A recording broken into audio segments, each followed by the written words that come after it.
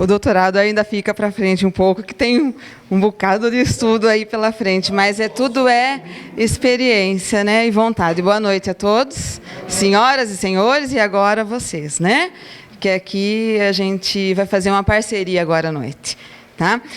Meu nome é Ilara, como já foi dito, eu atuo na área de administração, em outros cursos também, mas eu sempre tive um grande interesse pelo mercado financeiro, né? Até o Teixeira me lembrou aqui, porque foi o meu primeiro emprego. Eu entrei no Banco Bradesco com 17 anos, justamente na época que o Collor bloqueou o dinheiro da poupança. Então, imagina o desafio para 17 anos. Só que eu aprendi muito. E o que me fez aprender realmente são as situações de dificuldade. Porque, se a gente parar para pensar um pouquinho, a gente não aprende muita coisa na facilidade, nos bons momentos, né? A gente precisa chegar num estado de desconforto para poder pensar em rever. Por que eu trouxe o tema da palestra? Rever, empreender e intermediar. Como é o momento hoje no nosso país? Como é o momento hoje da região aqui de Rio Claro? Né? A situação econômica e política do país, ela trouxe várias problemáticas, principalmente para quem atua com clientes que buscam investimento. Não que seja somente um investimento para angariar algum recurso, algum rendimento, mas é quando uma pessoa vai comprar um imóvel, ela está comprando somente um imóvel? O que é um imóvel? A gente precisa enxergar o imóvel como um bem. Todo mundo entende que um imóvel é um bem, mas muitas vezes a gente enxerga ele somente como um ativo. Ativo é algo que a gente contabiliza, espera um rendimento, faz parte do nosso patrimônio. Mas quando a gente pensa mais no sentido amplo da palavra bem, a pessoa está depositando uma confiança em você. Então, você, naquele momento que você tem o contato com o seu cliente, o que eu gosto de comentar, a questão não é só fechar negócio. Eu não gosto dessa expressão, fechar negócio. Para mim, negócio a gente não fecha. A gente abre oportunidade, constitui e desenvolve um relacionamento. Então, na medida que eu estou falando isso daqui, eu estou revendo um conceito. Então, vamos lá para o tema da palestra. O tema da palestra: rever, empreender e intermediar. Então, rever, por quê? Rever. Eu preciso rever o que é ser e estar corretor de imóveis. Quais as oportunidades que eu tenho quando eu tenho contato com o meu cliente e até quando eu não tenho, porque hoje nós vivemos a era da tecnologia. A tecnologia, ela trabalha ao nosso favor e é ela que está trazendo o cliente até nós. Tá? E quando eu falo empreender, sentido de empreendedorismo começou na França, em 1960, 1940. No Brasil, chegou em 1990. Por quê? Todos nós sabemos a dificuldade do Brasil crescer, se desenvolver perante a economia interna e externa. Mas o empreendedorismo chegou aqui no Brasil. Mas o que é empreender? Empreender é você fazer algo diferente, trazendo inovação, atendendo à expectativa minha e de outro, que está para mim, e trazendo uma melhoria para a minha sociedade. O que eu falei, eu consigo enxergar perfeitamente a imagem de um corretor de imóveis. Vocês concordam comigo? As responsabilidades, as implicações de vocês exercerem essa posição junto da sociedade. Então, se a economia do meu país ela está me apresentando uma dificuldade, se existe muita especulação, fala-se em bolha imobiliária, eu sei o que é bolha imobiliária. Quem aqui já teve curiosidade de pesquisar sobre o que significa uma bolha imobiliária? Será que todas as bolhas são iguais? Será que o que os Estados Unidos passou em 2008, nós, brasileiros, corremos o risco de passar o mesmo que eles passaram?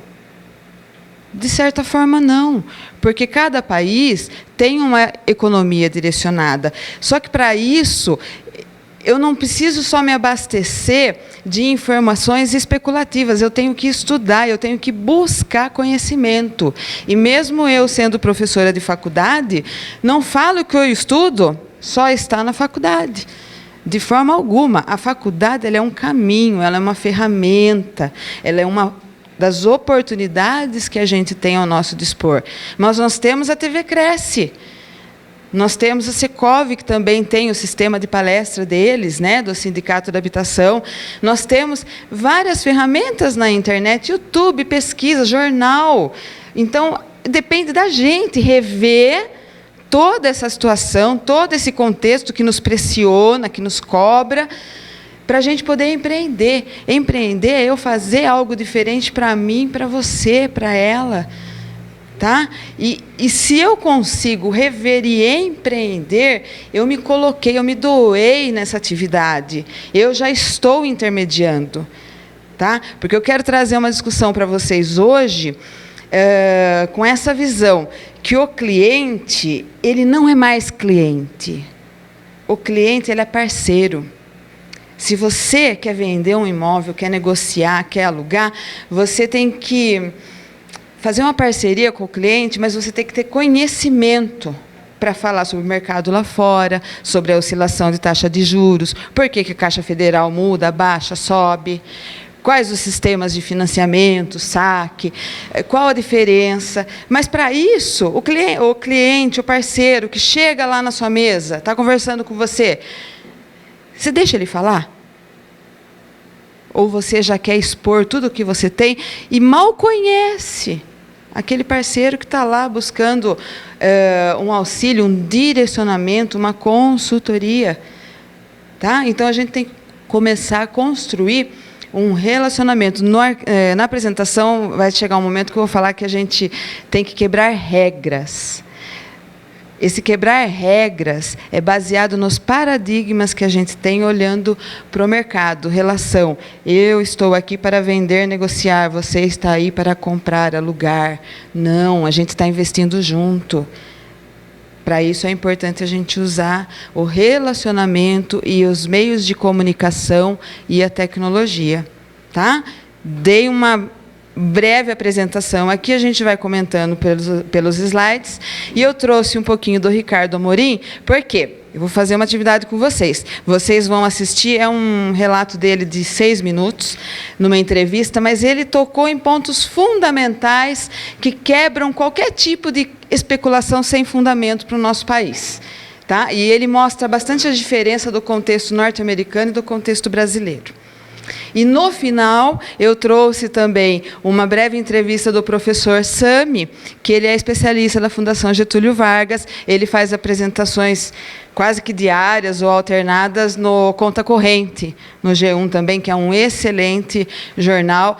Quem não tem internet, não assina o canal, pode disponibilizar também. Eles disponibilizam arquivos no YouTube. Então, o acesso está lá. Depende da gente empreender. Ok? Então, vamos assistir lá, Sônia, é o primeiro vídeo.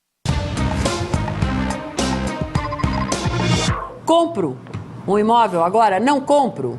Vale a pena, porque a taxa de juros está baixa, então vale a pena fazer um financiamento de 10, 15 anos? Como é que fica a taxa de juros? A taxa de juros sobe no meio do financiamento? Não sobe? Esse é o e-mail do nosso telespectador, que está aí sempre com uma indagação a esta jornalista. Então, vamos aproveitar, senhores, que temos aqui Ricardo Amorim, economista da Rican Consultoria, para termos uma ideia sobre possibilidades de crise, Ricardo, no mercado imobiliário. Vamos lá. Bom, eu tinha essa mesma preocupação e resolvi estudar esse tema profundamente. O que eu estou chamando de profundamente foi o seguinte.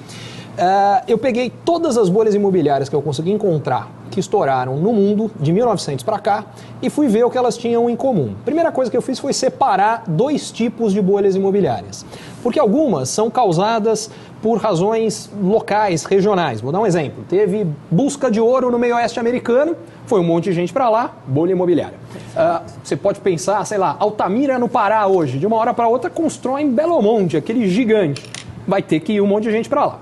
Essas eu deixei para lá porque essas, quando estouram, elas não causam grandes efeitos nacionais. Mesmo que elas estourem, elas não trazem a economia abaixo. As outras trazem. Quando eu digo trazem abaixo, vou dar um exemplo para vocês. Hoje, nos Estados Unidos, se constrói 7 vezes menos do que em 2007. No Japão, hoje, se constrói 3 vezes menos que em 91, que foi quando estourou a bolha imobiliária. E não é só que se constrói menos, se vende menos automóvel, porque quando estoura a bolha imobiliária, os bancos perdem dinheiro e cortam crédito. Tudo que depende de crédito para vender não tem o mesmo desempenho que antes. Bom, aí eu separei e fui estudar as outras e olhar o que elas têm em comum. A primeira coisa que eu fiz foi pegar as bolhas no ano que estouraram e tentar falar, bom, uma coisa que toda bolha tem é muita construção. O Brasil hoje parece um canteiro de obras. Nossa, uma coisa absurda. E aí eu fui olhar, bom, como é que eu comparo um país com outro em épocas diferentes? Eu usei a seguinte métrica. Qual era o consumo anual per capita de cimento em cada um dos países no ano em que a bolha estourou? Primeira coisa que eu fiz foi medir isso para o Brasil. O último dado oficial do Brasil é só de dezembro de 2010, são 311 quilos. Eu atualizei isso para hoje. Pelas minhas contas, dão 350 mais ou menos hoje. Bom, aí eu fui olhar e no ano que estouraram, como é que era? De 1900 para cá, a bolha que estourou com um nível mais baixo eram 400 quilos. Se a gente for pegar as mais recentes, em 2007, nos Estados Unidos eram 450 quilos, mas foi a mais baixa que estourou em 2007. Na Espanha eram 1.200 quilos.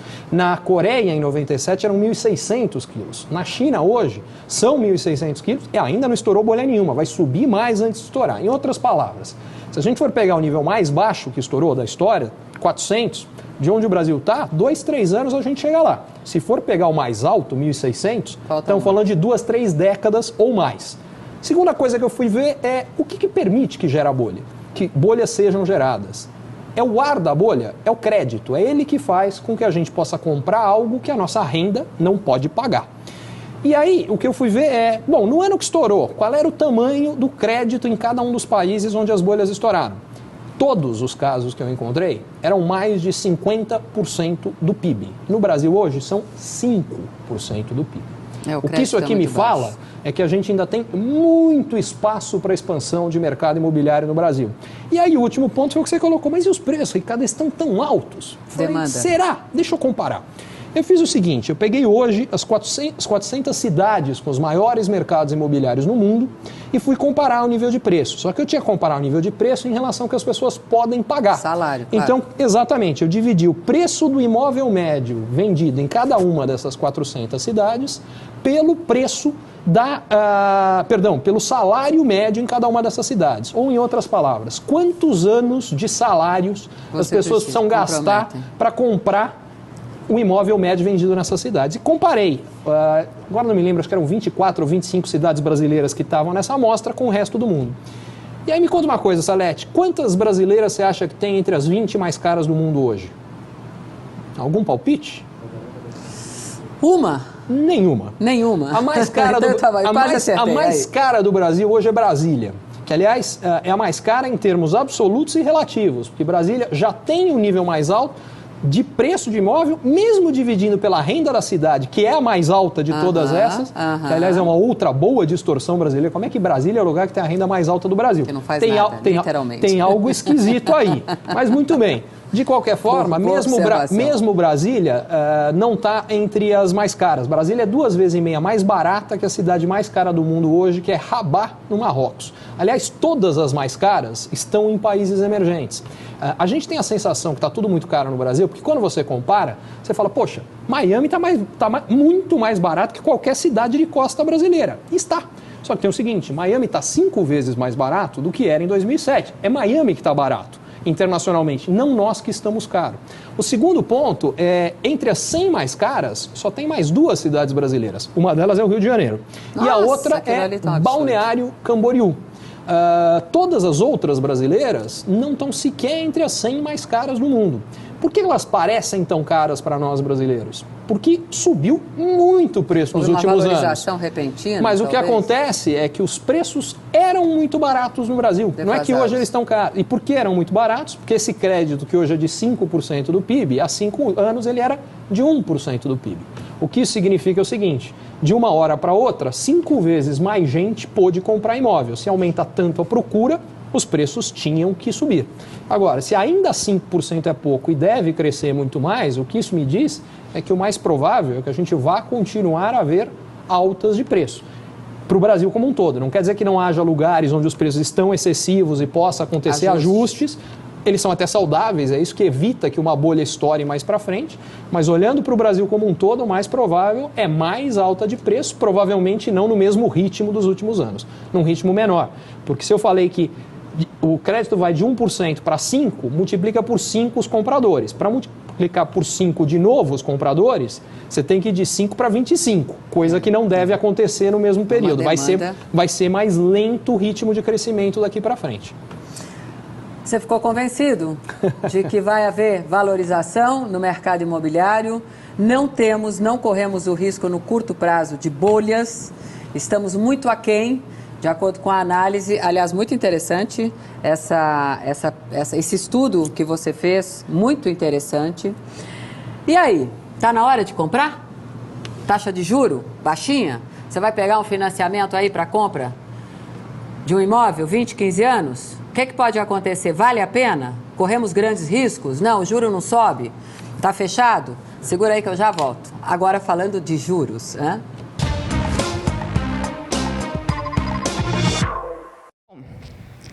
Podemos falar que a gente empreendeu um pouquinho aqui agora? Se a gente tinha... Não que o Ricardo está falando uma verdade absoluta. Porque se colocar o Sami para conversar, a gente vai ver que ele tem uma visão um pouquinho diferente. Mas a gente tem que saber de onde vem a informação, que fundamento tem. Alguém aqui sabia que o nosso PIB era de 1% para a construção há 10 anos atrás, e agora a gente chegou a 5%, e que no momento da crise norte-americana eles estavam com a construção civil em 50% do PIB norte-americano, que não chega nem perto do nosso. O que é bolha imobiliária? Bolha é algo que cresce, talvez, de uma forma não sustentável. Está lá, protegida, é uma bolha. O que é aquele ar? Ele falou, é o crédito. O Brasil ele precisava crescer, precisava se desenvolver, não tinha renda. Nós não vivemos uma situação de bolha, nós vivemos uma situação de crescimento acelerado no começo, sim, mas agora ele tem uma visão sustentável de crescimento, porque a economia pede isso para a gente. Então, é isso que a gente tem que saber, estar apto a conversar com o nosso parceiro, com o nosso cliente, com quem nos busca para receber uma orientação quanto ao mercado imobiliário.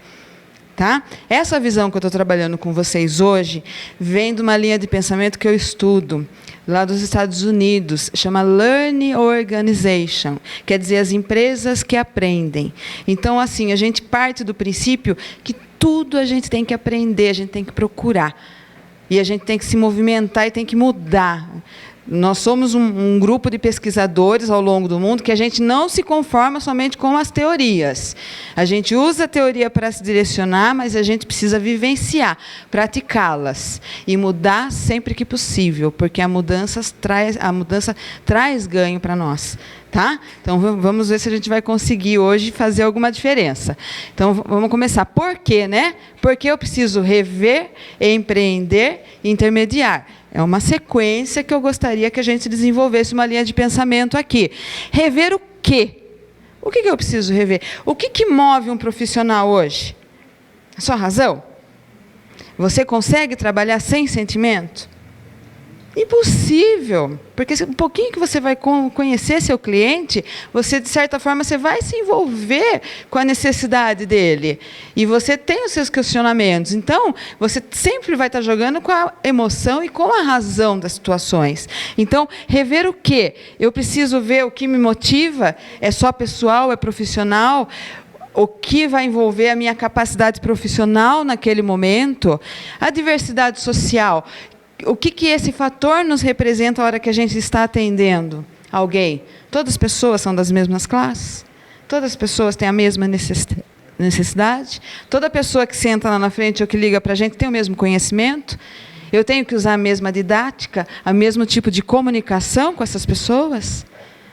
O que tem que ser padrão é a tecnologia. A tecnologia está aí. Todas as imobiliárias, empreendedoras, organizações, elas têm que usar isso para abrir as portas para o cliente chegar na organização. Isso é fundamental. Tá? Então, eu estou revendo. Revendo o quê? A minha necessidade, a minha e a sua. Ok? Empreender. Já falei bastante sobre empreendedorismo, um pouquinho a gente já trabalhou. Quando eu falo empreender, a gente não pode só enxergar isso como esforço. Tá? A gente tem que começar a enxergar esse relacionamento nosso de parceria com quem nos procura como uma relação de investimento. Existe possibilidade de trabalhar com imóvel sem pensar em investimento? Existe alguma? Porque se você não enxergar um imóvel como um investimento, você já não está constituindo um negócio efetivo. Porque é um bem, é um investimento que requer o quê? Recurso financeiro. A curto, médio e longo prazo? Só curto, só médio, só longo? Curto, médio e longo.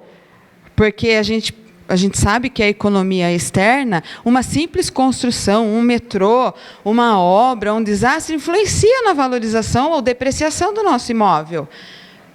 Então, eu, como cliente, eu preciso ter esse tipo de visão. Então, isso, eu empreendendo, eu vou apresentar esses resultados para ele, eu vou apresentar as oportunidades. Tá?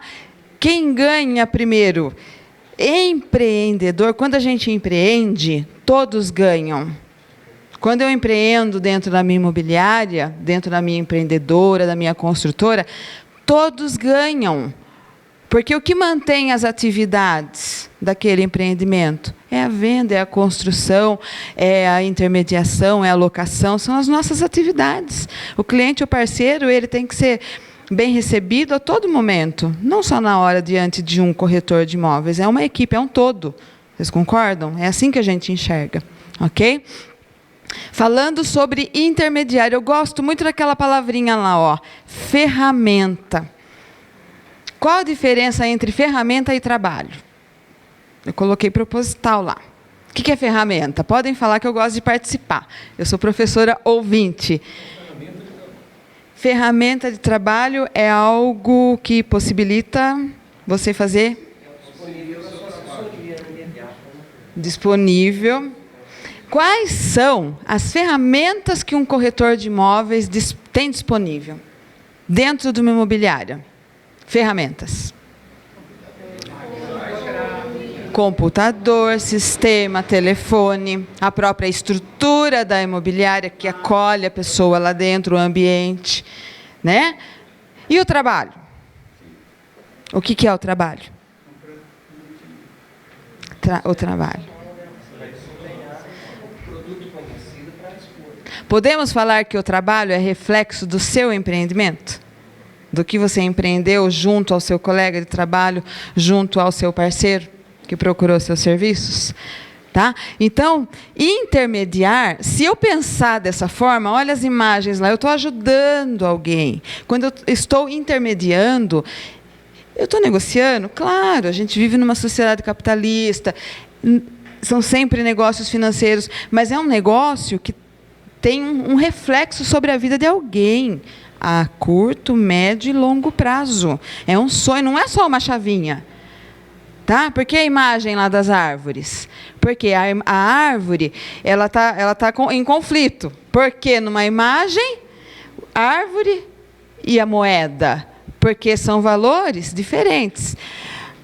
O dinheiro, o recurso, o investimento financeiro, ele é o que sustenta o sistema. Ele é o que nos dá possibilidade. Mas a perpetuação do nosso serviço, da nossa atuação, eu coloquei a árvore para lembrar desse valor intrínseco, como nós pessoas, seres humanos, profissionais, capacitados e habilitados para tratar com outras pessoas. E o sonho que cada um traz para a gente. Ok? Vamos lá. Revendo. Quando eu penso em rever conceitos, o que será que mais me incomoda? Em que situação alguém tem uma experiência para passar para mim, alguma situação que precisou rever um pensamento, pensar de uma forma diferente para poder atender o cliente? Acho que todos aqui.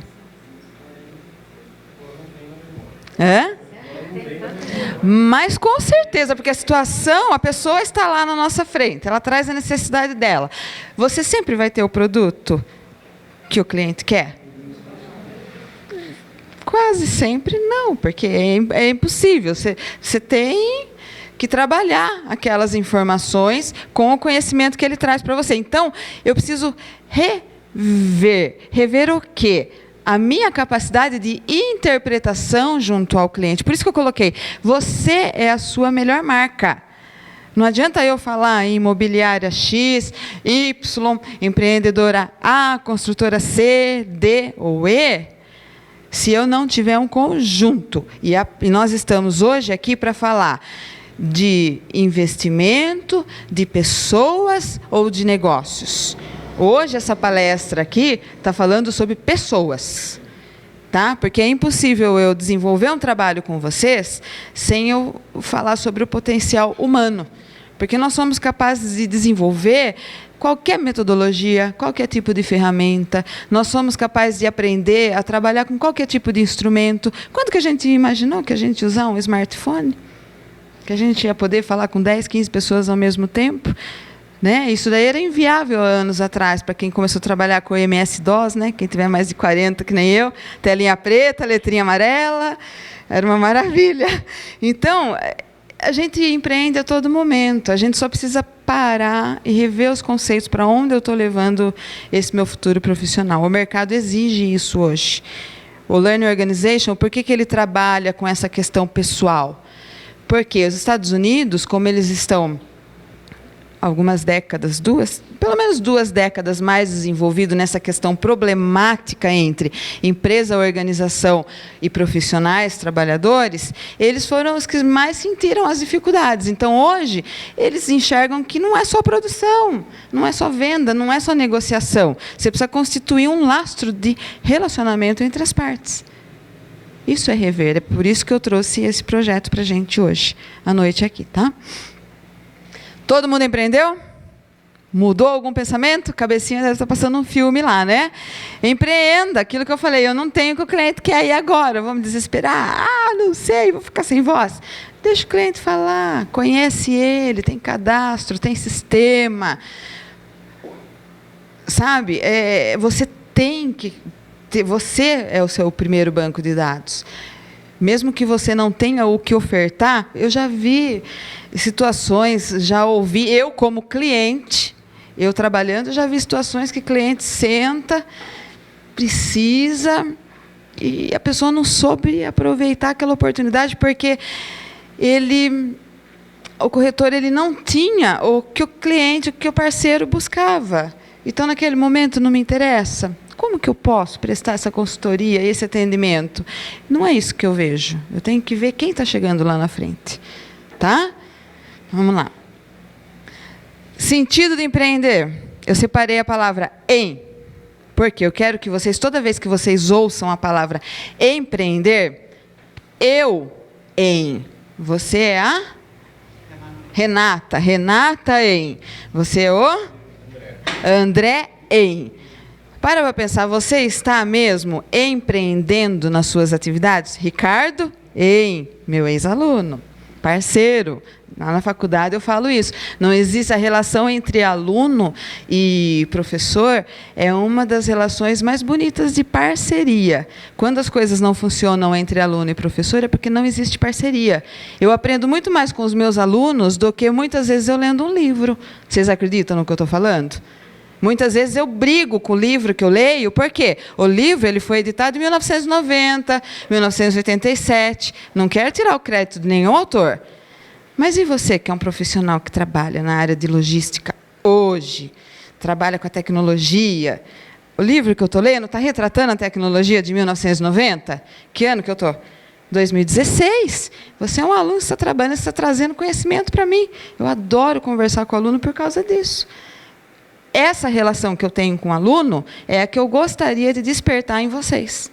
hoje à noite. Tá? Troca. Suga o aluno. Suga o cliente. Bom sentido. Pega o que ele tem de melhor, aprenda com ele, seja investidor com ele. Tá? Eu empreendendo. Foco. Eu preciso ter objetivo, gente, para tudo que eu for fazer. Direciona. Eu preciso pré-estabelecer direções. O que eu quero? Como eu quero trabalhar na imobiliária? Que projeto que eu tenho para trabalhar esse mês? No bimestre, no trimestre, ao longo de um ano. Depois de 12 meses de eu ter trabalhado, o que eu quero relembrar que eu fiz? O que eu mudei? O que eu piorei? O que eu melhorei? Eu preciso compreender uma necessidade de eu estar o quê? Diferenciando o meu atendimento, os meus processos de trabalho. Para isso eu preciso criar, eu preciso enxergar as oportunidades. E muitas vezes a gente aprende as oportunidades com quem está do nosso lado. Por que a gente não gosta de copiar o cara do lado lá? Por quê? Por que a gente releva? Eu sou professora, a Sônia é professora. A didática dela não funciona para mim. Mas eu já parei para ver como que ela dá aula. Eu faço isso. Eu falo que eu sou esponja. Eu absorvo. O que tem de bom, eu copio se precisar.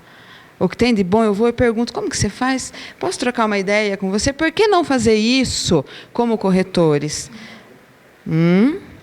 Precisamos rever os conceitos, parceria. Muitas vezes, 2 corretores estão trabalhando na mesma área, na mesma imobiliária, e os 2 estão empregando, se dedicando ao trabalho naquela mesma área, naquele mesmo produto, naquele mesmo imóvel, sendo que outros estão parados lá. Existe o poder do ganho, existe a influência, a nossa necessidade financeira, porque quem faz a nossa gestão financeira como corretor? É fácil? Não é fácil. Mas se a gente souber dividir e olhar todas as partes, vai ter um pouco para cada um. E ninguém desperdiça tempo. Certo, gente? Tá? Então, são as soluções que a gente vai enxergando por observação. Tá? Essas soluções, Marcos Hashimoto, ele escreveu um artigo sobre administração e eu gostei muito do que ele colocou. Empreender é ter autonomia. Primeiro, você precisa ter liberdade de pensar, precisa ter parceria com a direção, com as lideranças que trabalham com você, mas assim, não queira ter autonomia sem dialogar. Tá, gente? Primeiro é diálogo, exponha as suas ideias. Jamais tenha medo de fazer algo diferente, de sugerir uma melhoria de sistema, uma mudança no atendimento. Vou mudar o meu sistema de visita. Eu estou vendo que a imobiliária só está desperdiçando recursos, automotivos, combustível, tempo, e não acontece. O que está acontecendo? Passa. Não tenho vergonha de falar. Isso daí eu já estou mudando, estou tendo autonomia para criar algo diferente. Mas o quê? Se eu estou falando em empreendimento, tem você, não é? Eu, hein? Empreender, eu, hein? Eu, hein? É comprometimento. Eu estou fazendo parte. Eu estou me dedicando. E se eu estou me dedicando, eu falo que corretor e cliente, parceiros, 2 são investidores. Porque os 2 estão assumindo riscos financeiros, físicos e sociais. Alguém discorda? Corretores. Quando vocês vendem, quando vocês alugam, quando vocês oportunizam um negócio para o cliente, qual o risco que vocês correm? O primeiro e mais importante, de um mau direcionamento, de uma má orientação. É um negócio só e nunca mais. É isso que vocês querem? Como que o médico pensa? O médico. O que é a vida de um doutor da medicina? É uma vida dedicada para a saúde, para o atendimento, para o bem, para aquele relacionamento. Não é? Porque nós seríamos diferentes. Riscos físicos, a nossa saúde, ela reflete o que a gente é, o que a gente vive, o que a gente pensa, o que a gente come. Se eu não tenho um dia bom, agradável, tenso, insatisfeito, meu físico vai ficar bem? De forma alguma. Meu cliente também, se ele ficar indo aqui, indo lá, ninguém se comunica, ele vai continuar numa procura infinita, ele só vai desperdiçar recurso físico, tempo, dinheiro. né? E isso tem uma repercussão social, porque todo mundo falando línguas diferentes, ninguém entrando num consenso, né? E os negócios e o mercado lá fora. Falando de autonomia, principalmente importante a gente trabalhar bastante o marketing pessoal, tá? Quem acha que aqui marketing é propaganda? Eu dou aula de marketing lá na faculdade também. Eu dou aula de marketing, sabe para que curso? Fisioterapia. Por que um fisioterapeuta precisa aprender marketing? Administração de marketing. Marketing, ele é uma ferramenta, ele é uma estratégia para você trabalhar o seu produto, para você trabalhar o seu profissional, para você pensar no que você vai vender. Marketing, ele é uma ferramenta que te apresenta o mercado, as suas necessidades e o que você pode fazer para atender, né? Porque o mercado, um pouquinho de aula de economia, como que o mercado funciona? Eu tenho demanda, que é o que o público consumidor precisa, e eu tenho a oferta, lembram? Lei da oferta e da demanda. Adianta eu ofertar o que o mercado não precisa? Mercado, São Paulo. Qual que é o mercado ofertante de imóveis de São Paulo hoje? Empreendimentos, apartamentos de um dormitório. Garanto que esse reflexo está chegando aqui, não está, Marcos? Por quê? As famílias estão menores. Então, é sempre a economia, a sociedade, ela sempre vai obedecer esse reflexo do que o público consumidor demanda, e assim, eu como empreendedor, eu tenho que observar e ver o que eu vou ofertar.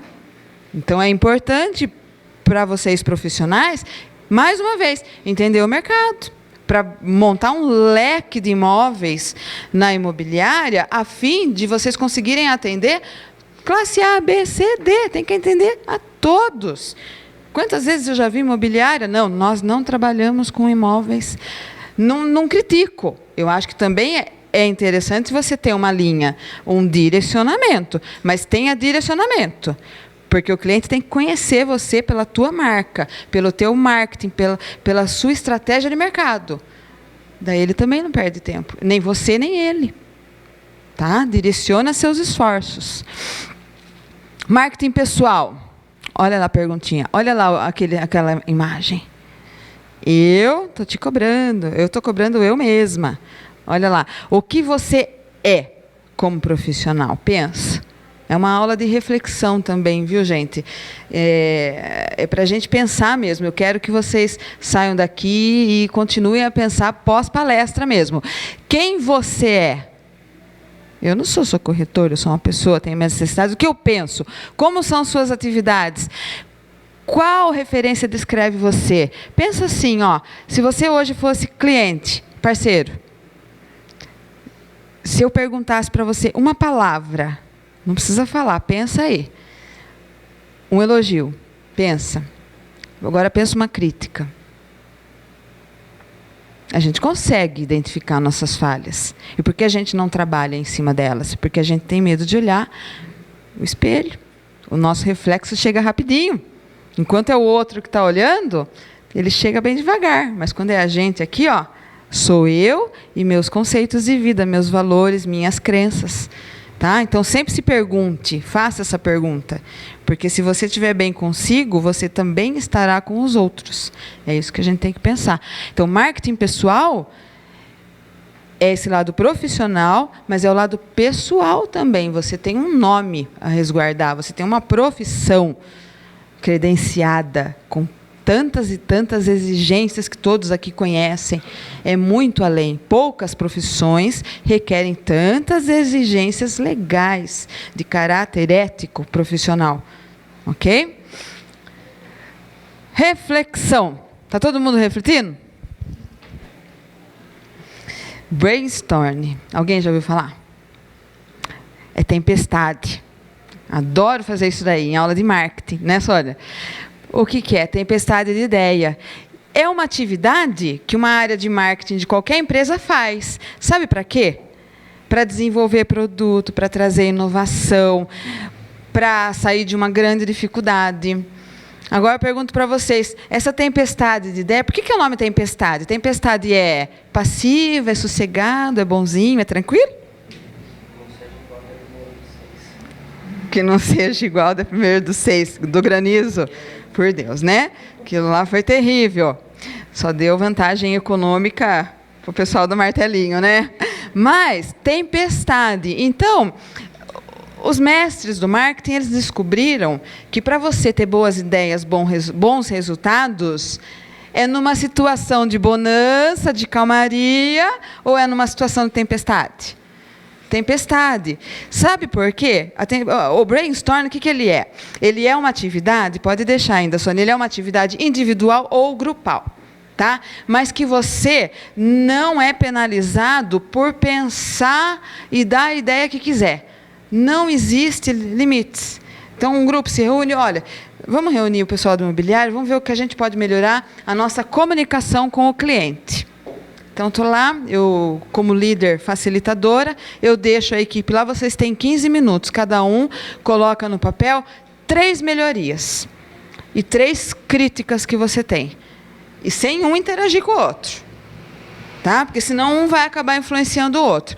Daí é dado aquele momento, aquele tempo, daí todos discutem aquelas questões que foram colocadas em papéis. Mas, assim, elas têm que ser construídas com liberdade, sem medo de errar, sem crítica, ninguém vai ser criticado nem penalizado por tal.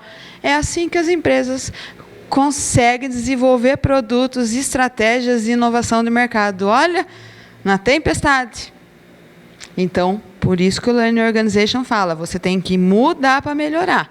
Sempre mudar. O bom profissional, ele nunca pode estar acomodado. Tá? Você estar acomodado é a sua primeira necessidade de mudar. Como eu falei, ele é uma finalidade em grupo. Basicamente, aqui, ó, encontrar soluções através da dificuldade, da tempestade. Pode ir lá, Sônia. Eu trouxe alguns dados aqui, eu peguei dados do Secov, do Sindicato da Habitação, para a gente...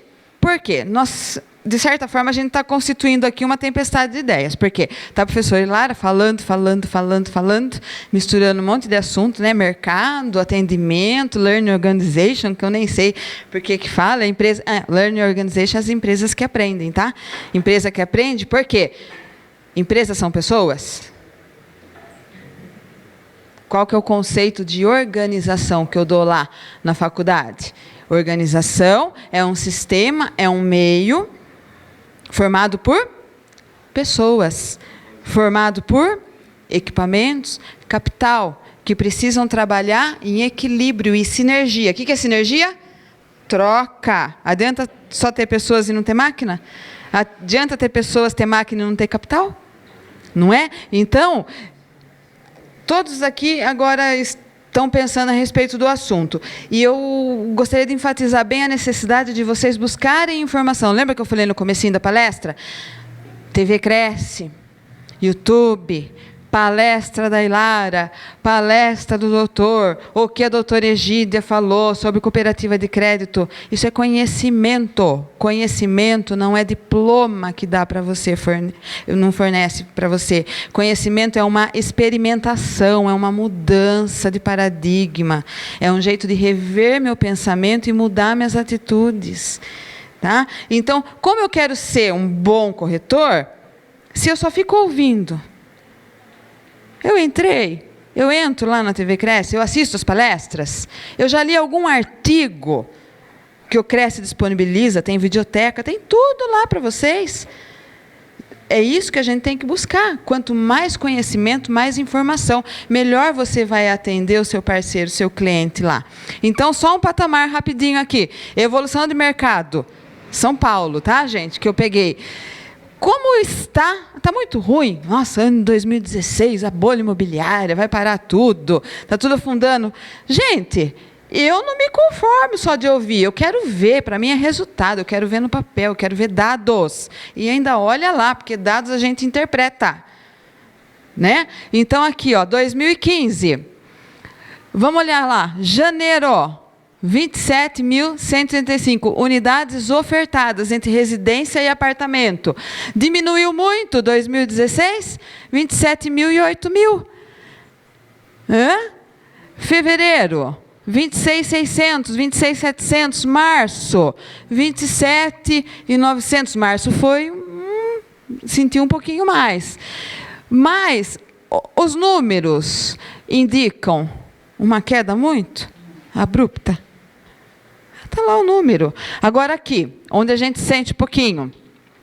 Unidades vendidas, velocidade de vendas. Eu pego minhas unidades vendidas e divido pelas minhas ofertadas. Enquanto eu tinha 27.000 residências, empreendimentos em São Paulo ofertadas, foram fechados, vendidos 737.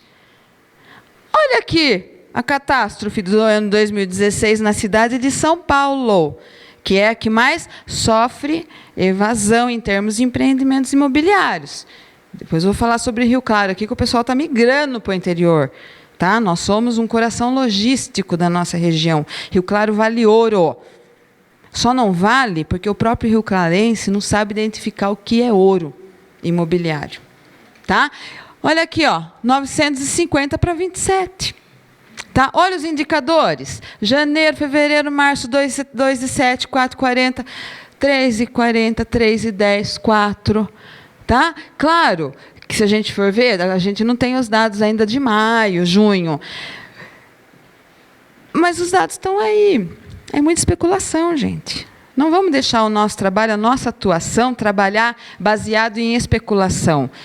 Corretores trabalham baseados em informação, em dados, em profissionalismo, conhecimento. Mas quem busca somos nós, são vocês, né?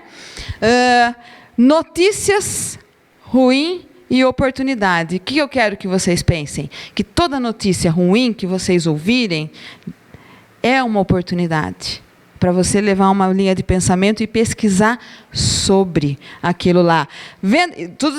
São todos dados que eu tirei do site do Secov. Venda de imóveis em São Paulo caiu 6,2% em 2015. Então, quer dizer, eu sei qual tipo de indicador. Bom, minha inflação está 10% e 11%. A venda de imóveis está acompanhando a inflação? Não, ela ainda está abaixo. A inflação é um patamar de tudo que se negocia num país, não só bens de consumo. Né? Então, a gente tem que estar atento às diferenças percentuais. Lançamento de empreendimentos em queda. Tudo bem, muitos clientes recorrem à troca. Olha a permuta. Dá trabalho trabalhar com permuta? Não dá? Então, quantas oportunidades vocês oferecem? Mas para isso, vocês têm que ter banco de dados de cliente, vocês têm que ter banco de dados de imóveis, tem que ter relacionamento, porque mais ainda permuta, haja confiança nisso, sim ou não? Tá? A permuta facilita a negociação e movimento do mercado imobiliário. Vocês vão ver num slide mais para frente aí, 2015, 400 mil demissões só na construção civil. Diminuiu a construção civil. Né? Então, vamos trabalhar com o que a gente tem. O mercado se ajusta, gente. As maiores fortunas do mundo, vocês acham que elas foram construídas na tempestade ou na bonança? Vai perguntar o que sofreu cada um dos empresários. O dono da Gillette, o quanto que ele recebeu porta na cara para tentar vender o produto dele. Só foi conseguir vender na guerra, que todo mundo precisava fazer barba lá. Né? É assim. A gente precisa entender que o mercado se ajusta, mas eu tenho que estar atento e procurar os meios e os caminhos corretos. Para isso, eu tenho que ter conhecimento de novo. Não é lavagem cerebral, mas conhecimento é uma palavrinha que vou plantar aqui hoje. Todos têm, mas a gente precisa desenvolver. Tá? Precisa regar, é que nem uma plantinha. Em 2015, 37% de queda nos lançamentos de São Paulo, mesmo para, né? Está caindo lá. Em fevereiro de 2016, houve lançamento de 171 unidades. Tá? E 2015, 800. Aí é uma diferença preocupante. Quem tomou atitude aí? As construtoras. Volta um pouquinho, Soninha. Ah, não, é o Avast. Só dá uma. Então, essas informações, como que um empreendedor, como que uma grande construtora, ela direciona seus esforços e seus projetos? Os indicadores são os números, ok? Mas não é porque a construtora, a incorporadora, ela vai desistir daquela área. Não, ela vai trabalhar porque ela tem estoque, ela vai procurar regiões que estão se desenvolvendo mais, porque o mercado geral está em queda, mas eu posso ter uma região determinada que está em alta. Né? Há necessidade de lançar 35 mil por ano. Então, tem chão ainda, dá para trabalhar. Só tem que identificar as regiões. Por que não? Rio Claro, toda cidade é regional. Né? O panorama demonstra, no mercado imobiliário, uma certa estagnação, porque a gente tem mais vendedores do que compradores. Né? Poucas pessoas querendo comprar e muitas querendo vender. Então, esse é o momento de fazer bons negócios. Tá? É como se fosse mercado financeiro, mercado de capitais, bolsa de valores. Quando as ações da Petrobras baixaram, quem que foi lá e comprou? Investidores estrangeiros. Então, você tem que ficar atento ao mercado, mas você tem que conhecer o que você vai comprar. Né? O mercado imobiliário precisa. Então, a gente viu alguns patamares, alguns indicadores negativos. Então, eu pergunto, nossa, mas o que o mercado está precisando para a hora que o cliente chegar perto de mim e eu poder desenvolver esse relacionamento com ele, mostrar para ele que eu tenho conhecimento. E, automaticamente, eu vou adquirir parte da confiança dele. Essa relação de conhecimento e confiança é mais que uma simples consultoria. Tá? Imagina uma linha de tempo lá e qualquer negócio, qualquer empreendimento imobiliário que aquele cliente parceiro quiser ou precisar fazer, ele vai procurar você. Porque ele confia em você, no seu serviço. Mas ele também foi instruído. Então, você direciona também, dá as dicas para o cliente. Olha, o mercado está assim, a gente acha assim, esse tipo de financiamento funciona dessa forma, o outro. Não é só jogar o cardápio lá e trabalhar. Né? O corretor precisa ser flexível na negociação. Nunca fala não, não tem, pode. Sempre deixa reticências, deixa uma oportunidade futura. Observar vantagens tributárias. Tributo é importante? Negociação imobiliária? Quanto que custa ao bolso do investidor? Né? Então, você tem que se colocar no lugar de comprador, né? Ou de vendedor, para ver a real situação tributária, o que ela vai impor nessa negociação. E, de repente, oportunizar um negócio que traga um ganho maior. Se o cliente perceber isso, esse conhecimento da sua parte, ele ganha mais confiança ainda. Porque poucos brasileiros têm informação tributária. Uma das maiores dificuldades de negociação imobiliária é a hora que cai no imposto. Não é? Vamos lá. Corretores profissionais têm que ir além da crise. Crise existe, mas é mais especulação. Você direciona a sua ação.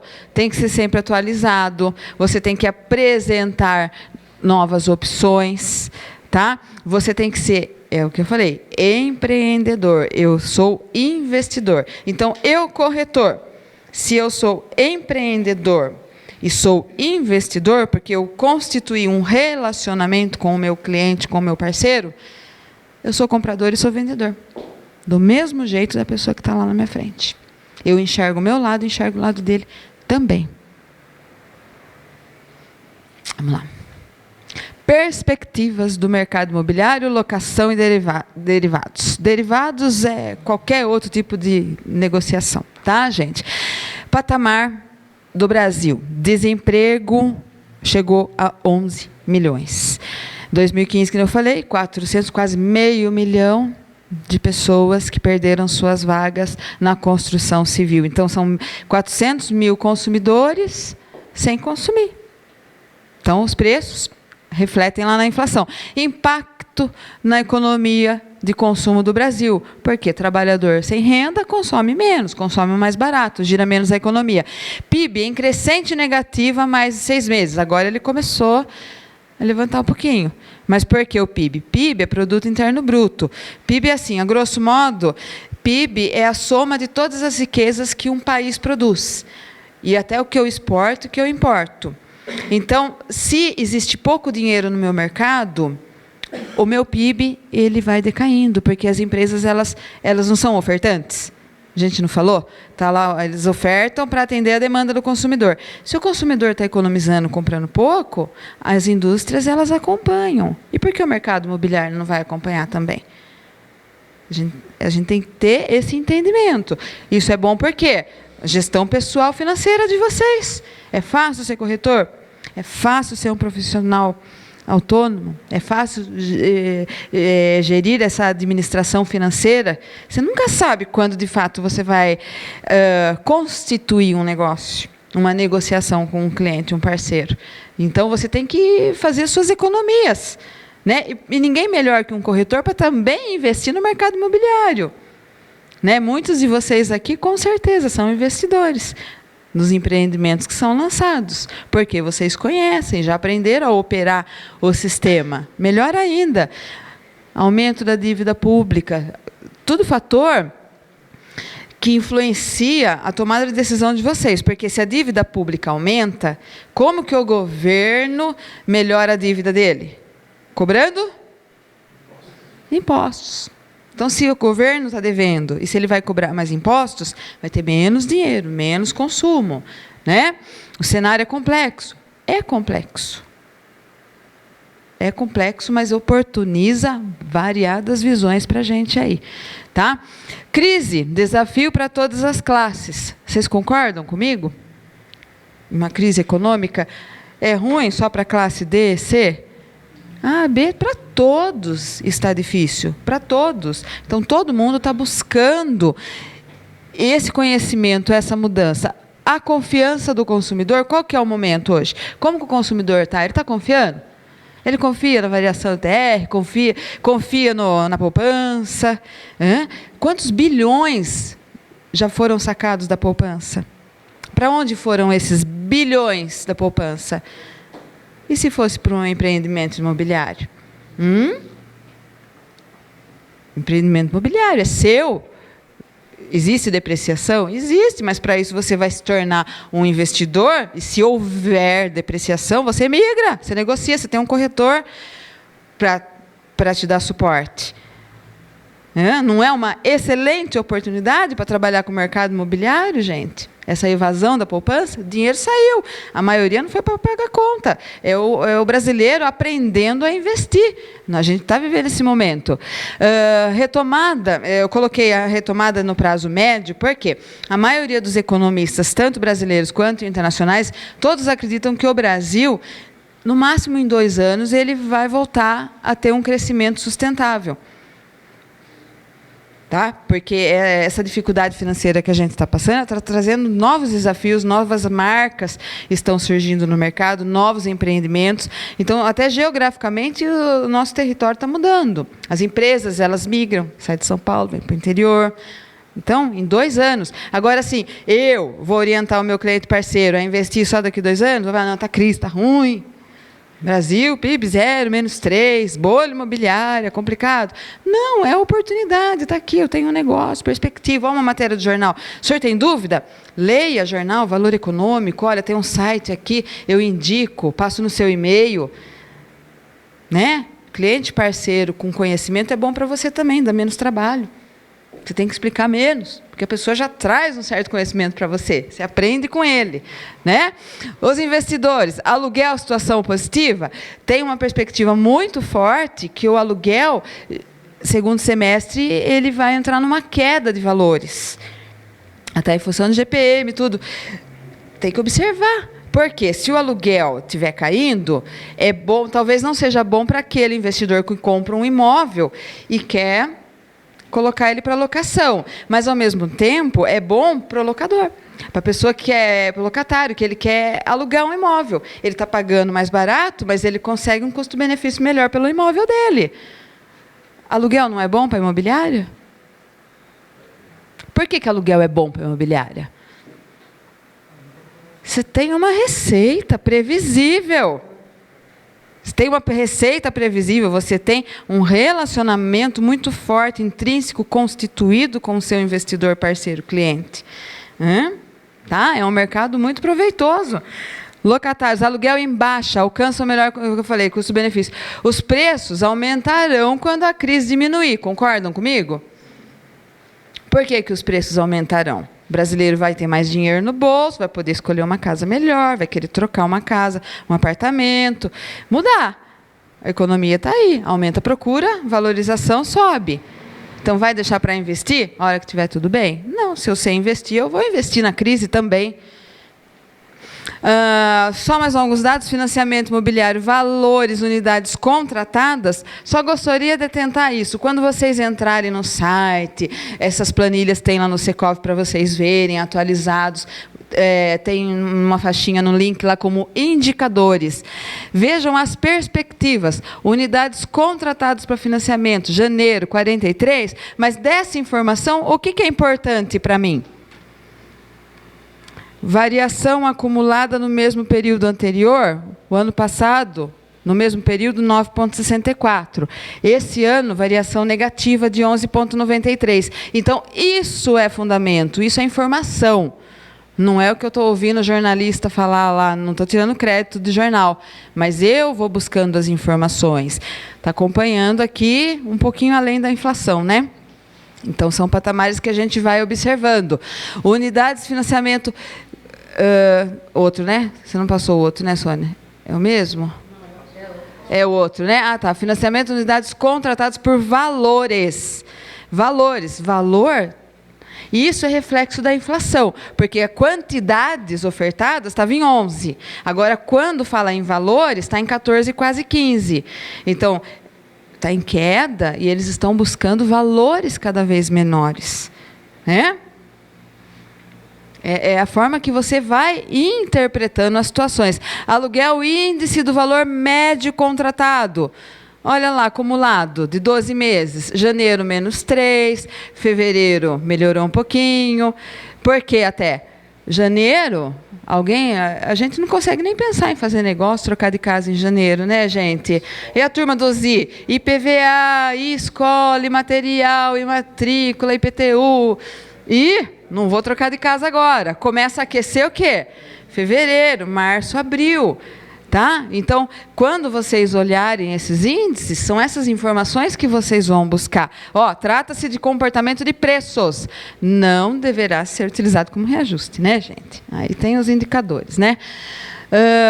Comparando o IGPM, Índice Geral de Preços aí, médio. Vamos lá. 2015. Vamos olhar o comecinho do ano? 2015, 3,98 acumulado, né? Janeiro, 10.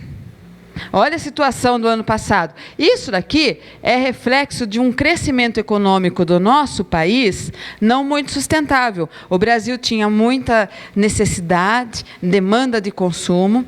Foi ofertado pelo governo, pelas instituições financeiras, crédito, dinheiro no mercado, financiamento, juros antes um pouquinho mais baixo, agora voltou a aumentar bastante. Então, quer dizer, tem mais dinheiro no mercado, o que acontece? A variação começa a aumentar. Só que olha como começa a aumentar, de 4 para 5, 6, 7, 8, dobra. Passou de 1%, variação percentual de qualquer indicador, é algo para você ficar atento. Se a gente olhar para 2016, a situação, vocês olhando, está muito pior que 2015? 2016? Olha as variações dos percentuais. Se a gente comparar no total, sim. Mas na evolução, de 10, vamos colocar 11 para 12, de 12 diminuiu para 11, de 10 e 60 para 11. A economia dá um passinho para frente, equilibra. Precisa? Dá um passinho para trás. Mas não está assim, como 2015. Então, nós estamos vivendo momentos mais equilibrados economicamente. É isso que a gente tem que passar para o nosso cliente, para o nosso parceiro. Tá? São números. Quem vai interpretar é o nosso conhecimento e a nossa busca.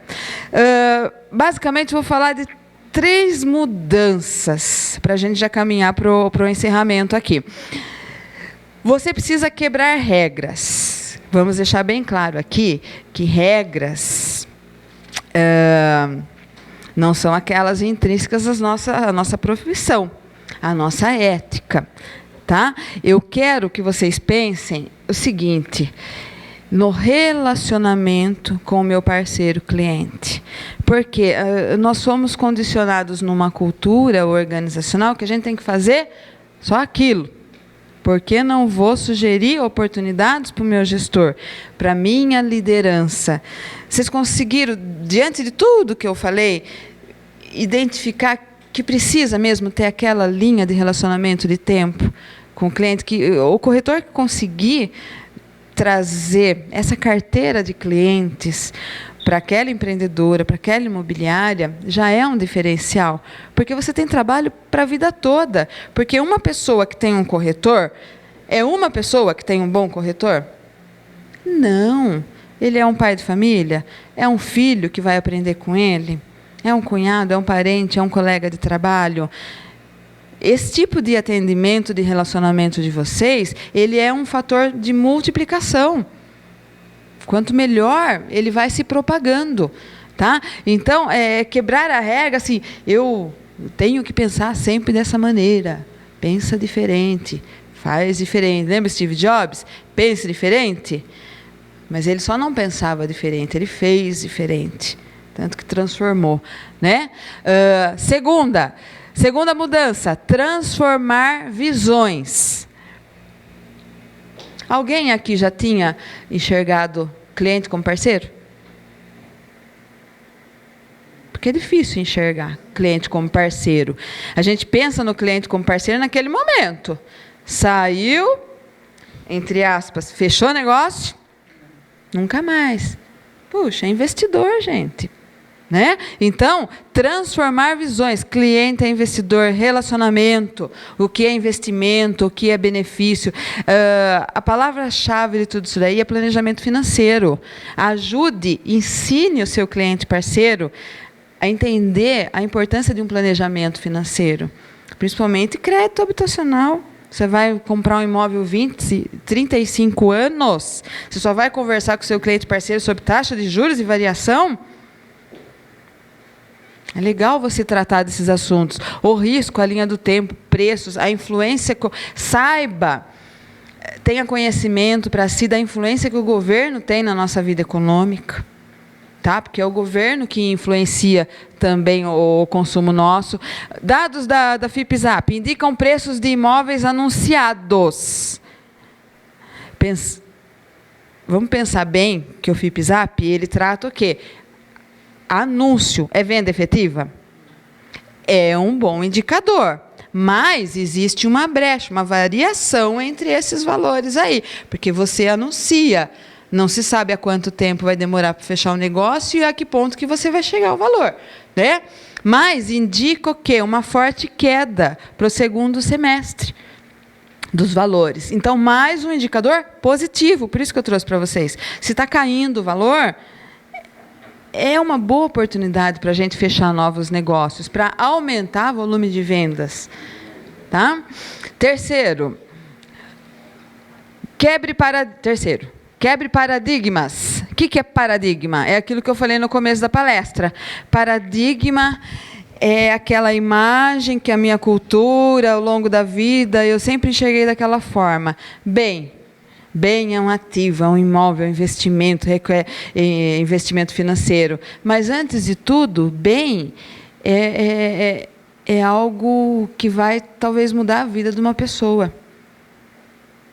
Né? A pessoa está trazendo sonhos de quantos e quantos anos de poupança, de investimento. Ela está, assim, se planejando financeiramente para um financiamento de 35 anos da vida dela. O que representa esse bem para ela arcar com essa consequência de pegar um financiamento de 35 anos de idade numa economia como o Brasil, que ainda não passa aquela segurança para a gente. Então, investe, ensina o seu parceiro cliente a se tornar um bom investidor. Porque ele se tornando um bom investidor, ele vai procurar outro corretor? Foi você que me ensinou a ser investidor, por que eu vou procurar o Marcos? Eu gosto dele, ele é bom, mas você que me ensinou. Confio aqui primeiro, não é? A gente, quando é cliente, a gente fica muito satisfeito quando a gente tem esse tipo de retorno. Investe todo mundo junto, vai cooperado. Vamos lá, 4. Um bem requer. É empreendimento. Precisa? Acho que ninguém mais tem dúvida do peso da palavra empreender. Então, um bem é algo tangível que a gente pega? Mas tem muito do intangível num bem. Né? Porque tem pessoas, vidas envolvidas nisso. Então, eu preciso empreender, eu preciso me colocar nessa negociação de fato aí. Pergunta ao seu cliente. Vamos ver o que vocês vão pensar. Pode ser, Sônia.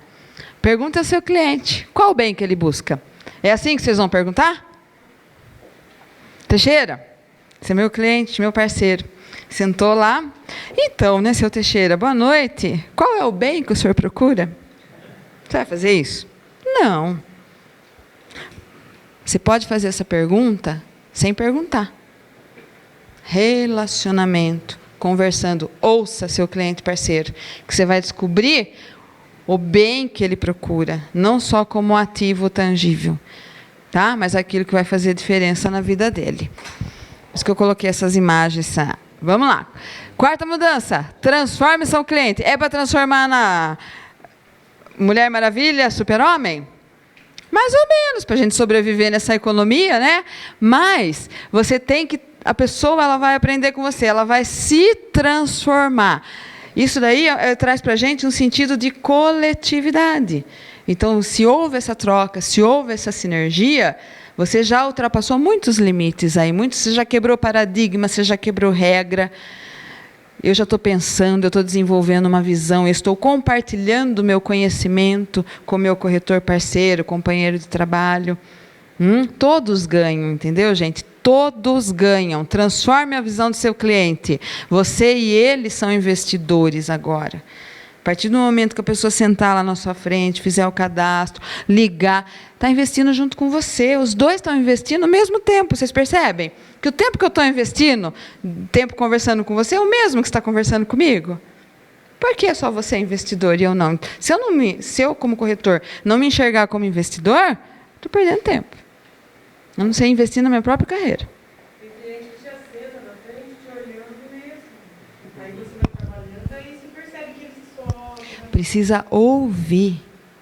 Nós partimos de uma cultura que não foi condicionada a ouvir. A gente fala, a gente tem que... Mas não, para você conhecer o cliente, é você falando que você conhece o cliente? É que nem o primeiro encontro. Ninguém se abre no primeiro encontro. Você precisa dar tempo. Claro, e principalmente assim, a gente vê muitas pessoas dando mais valor, por exemplo, que nem para um aluguel. Algumas situações que eu já presenciei. O corretor prefere sair para uma visita, mostrar um imóvel, de repente, do que atender aquele que está lá, na imobiliária. Por quê? Que diferença tem entre uma pessoa visitar um imóvel e uma pessoa que está sentada lá, querendo conversar, querendo pesquisar, saber? Sabe qual a diferença que tem? Se atender o cliente lá, você não está gastando combustível.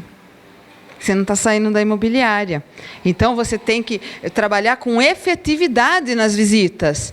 Trazer o cliente para a empreendedora, para a organização. Quanto custa manter uma imobiliária, Marcos?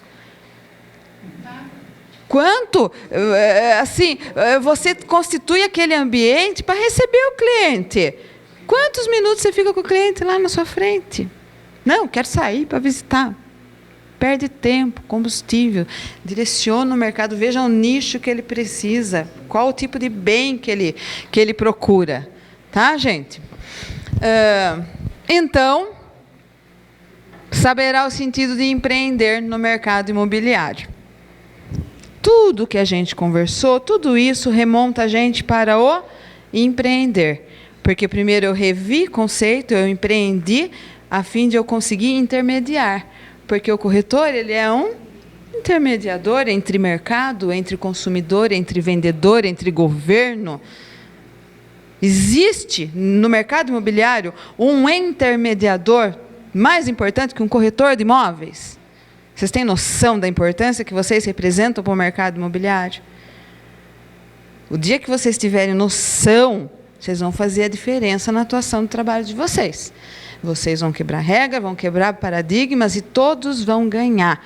E quem ganha mais, sabe quem é? A economia do teu país, da tua região, da tua cidade. Porque o mercado imobiliário, não existe uma grande nação que não cresceu através do mercado imobiliário, gente.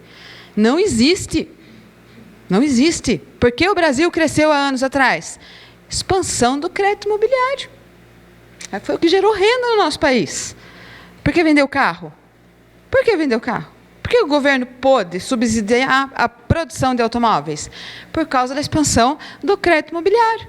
Porque as pessoas compraram mais casas. Comprando mais casas é mais construção civil. O peso da construção civil no PIB, no Produto Interno Bruto no nosso país, é muito forte, é muito amplo.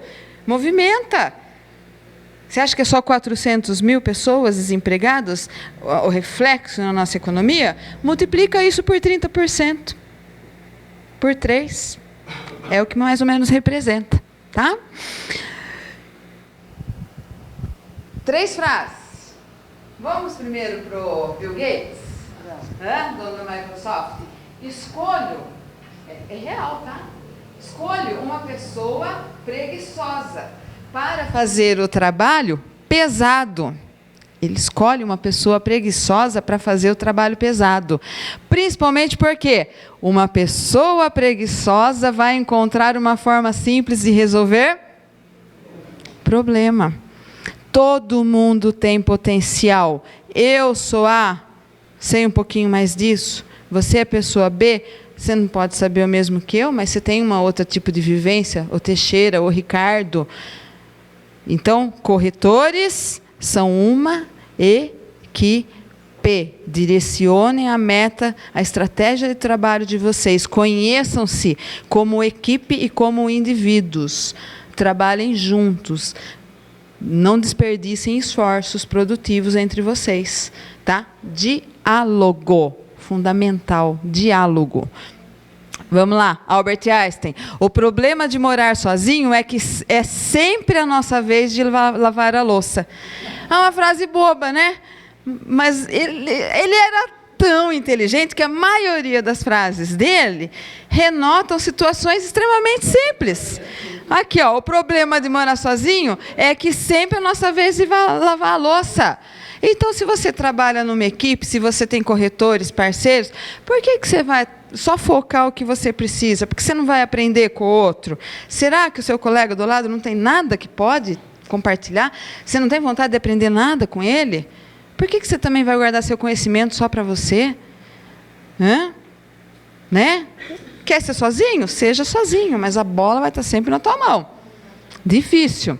E Warren Buffett, que é um dos homens mais ricos do mundo, tá?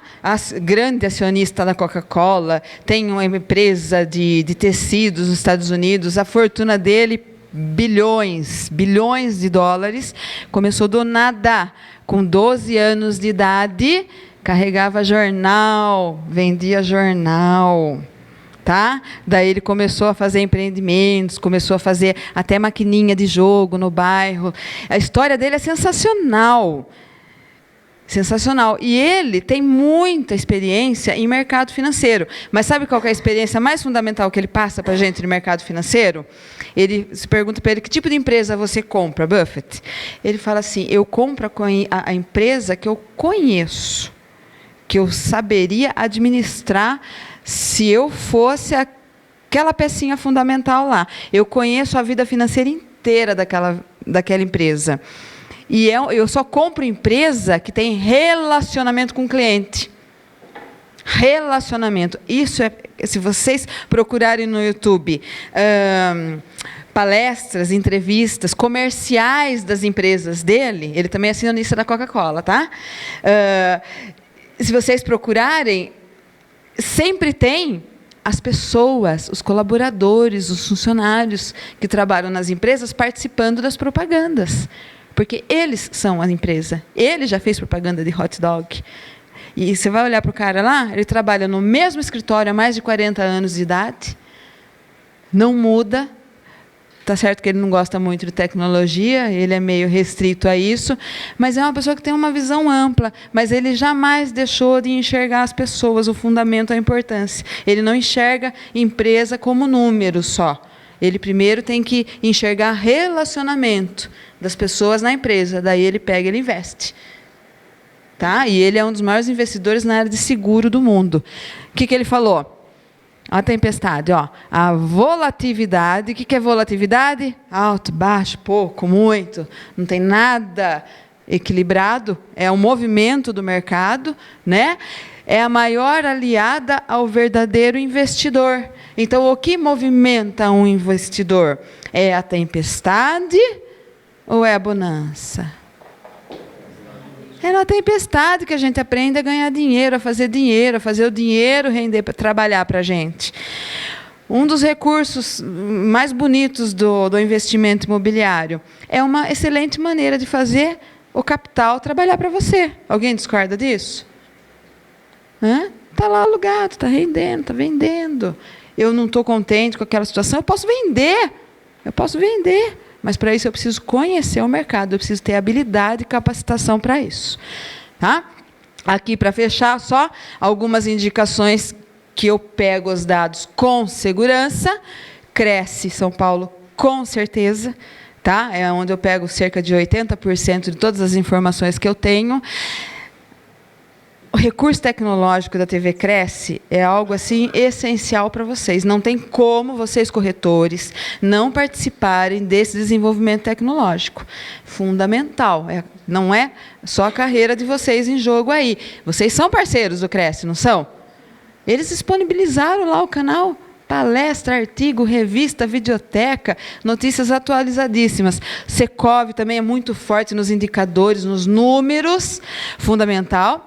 E o YouTube, ele é uma ferramenta ampla. Entra lá no Google, procura, pergunta, crise brasileira, projeção para a crise brasileira segundo semestre, como vai ser a economia, mercado imobiliário 2017. Do jeito que você pergunta para mim, é aquela perguntinha, pergunta para o Google, pergunta para o YouTube, que aparecem os materiais publicados lá. E eu tenho um canal no meu nome, todas as disciplinas que eu ministro na faculdade, eu crio um playlist com o nome. Gestão financeira, administração, marketing, aquelas matérias lá. E eu coloco também, eu vou colocar um sobre o mercado imobiliário, que eu vou trabalhar legal, eu quero buscar informações até de Rio Claro e região. Por quê? Só para fechar, Rio Claro e região, eu dou aula de logística empresarial. É considerado um celeiro logístico, tá? É um encontro das maiores potências logísticas regionais, está situado nas melhores rodovias do estado de São Paulo, então podemos dizer do Brasil? Sim. Trabalhei quase 10 anos para o grupo, agora é Grupo Arteres, que é Intervias, a Washington Luiz, a Anhanguera. Trabalhei na área financeira lá, e eles têm um projeto de ampliação da Washington Luiz. Esse entorno viário, ele vai ser feito de uma forma que vai trazer mais investimentos de empresas ainda para Rio Claro. Então, todo esse crescimento que a gente já enxerga para o lado de lá, isso vai se ampliar cada vez mais. Então, hoje, para quem quiser fazer um negócio, indique Rio Claro. Porque Rio Claro não é uma cidade que cresce... É bom crescer demais? Explodir? Perigo, né? Lembra da imagem da bolha? Esse que é o sentido da bolha. Você cresce demais, de repente tem muito ar lá, a bolha fica sensibilizada. Mas Rio Claro é uma cidade que, ao longo das décadas, ela tem crescido. Rio Claro tem um forte potencial para o ecoturismo. Uma outra vez eu falo isso para vocês, que eu sou protetora do Horto, sou da Associação Amor também lá. Nós temos um projeto de reavivar o ecoturismo para o Rio Claro. Pesquisem na internet, cidade, Monteiro Lobato. O que era Monteiro Lobato antes do ecoturismo e o que é a cidade de Monteiro Lobato hoje com o ecoturismo. E imaginem a nossa cidade nesse contexto estadual. O quanto que não haveria de valorização, procura e oferta imobiliária. Então, conheçam Rio Claro. Antes de falar mal de Rio Claro, o Ricardo sabe, teve aula de logística comigo. Dei trabalho? para desenvolver sobre Rio Claro, porque eu defendo a cidade que eu moro, que eu nasci. E eu enxergo muito potencial aqui. Só que, para isso crescer, vocês têm que acreditar. Quem está ofertando imóveis, bens, possibilidades, sonhos, são vocês. Quem está investindo junto com o parceiro cliente? Então, se vocês não acreditarem e não conhecer sua própria cidade, complicado. Tá bom, gente? Está lá o meu nome. Se quiser procurar meu canal, Ilara Prado. Obrigada. Claro.